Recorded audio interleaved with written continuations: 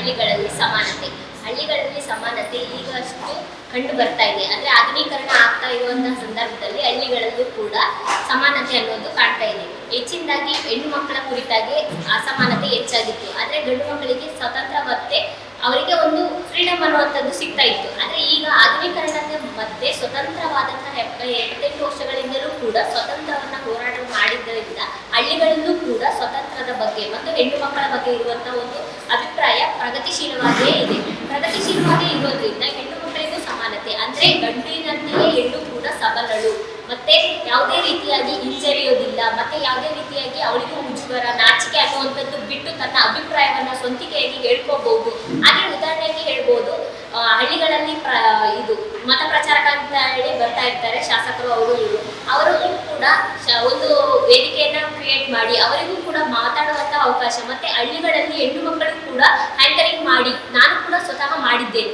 ನಮ್ಮ ಶಾಸಕರಾದಂತಹ ಆನಂದ್ ಅವರು ಬಂದಂತಹ ಸಂದರ್ಭದಲ್ಲಿ ಆಂಕರಿಂಗ್ ಮಾಡುವಂತಹ ಅವಕಾಶ ನಿನ್ನಲ್ಲಿ ಗುರುತಿಸಬಹುದು ಅಂತೇಳಿ ಶಿಕ್ಷಣಕ್ಕೆ ಇರುವಂತಹ ಬೆಲೆ, ಎಜುಕೇಶನ್ ಇಸ್ ಮೋಸ್ಟ್ ಪವರ್ಫುಲ್ ಅನ್ನುವಂಥದ್ದು ಹಳ್ಳಿಗಳಲ್ಲಿ ಈಗಲೂ ಕೂಡ ಕಂಡು ಬರ್ತಾ ಇದೆ.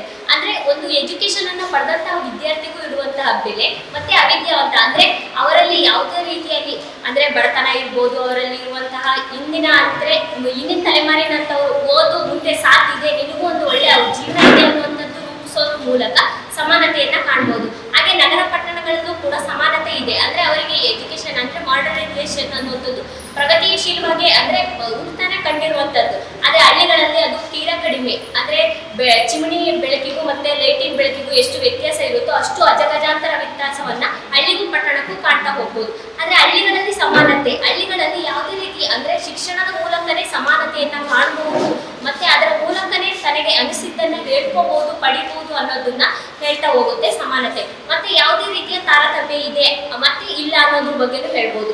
ಇಲ್ಲ ಅನ್ನೋದಕ್ಕೆ ಒಂದು ವೇತನವನ್ನ ಯಾವುದೋ ಒಂದು ಕೆಲಸಕ್ಕೆ ಹೋದಂತ ಸಂದರ್ಭದಲ್ಲಿ ಅವರು ಖಾಸಗಿ ಹಳ್ಳಿಗಳಲ್ಲಿ ಕಳೆಕ್ಕಿಡುವಂಥದ್ದು, ಯಾವುದೇ ಕೂಲಿ ಕೆಲಸಕ್ಕೆ ಹೋದಂತ ಸಂದರ್ಭದಲ್ಲಿ ಪುರುಷ ಅನ್ನೋದು ಇದಕ್ಕೋಸ್ಕರನಾದ್ರೂ ಅವ್ರಿಗೆ 500 ರೂಪಾಯಿ, ಮಹಿಳೆ ಅನ್ನೋದಕ್ಕೋಸ್ಕರನಾದ್ರೂ 300 ರೂಪಾಯಿ, ಅಂದ್ರೆ ಅಲ್ಲಿರುವಂತಹ ವ್ಯತ್ಯಾಸವನ್ನ ಕಾಣ್ಬೋದು. ಅಂದ್ರೆ ಲಿಂಗ ತಾರತಮ್ಯವನ್ನ ಕಾಣ್ತಾ ಹೋಗ್ತಾರೆ. ಆದ್ರೆ ಮಾಡುವಂತಹ ಕೆಲಸ ಒಂದೇ ಆದ್ರೂ ಕೂಡ ಸಮಾನತೆ ಇರೋದಿಲ್ಲ.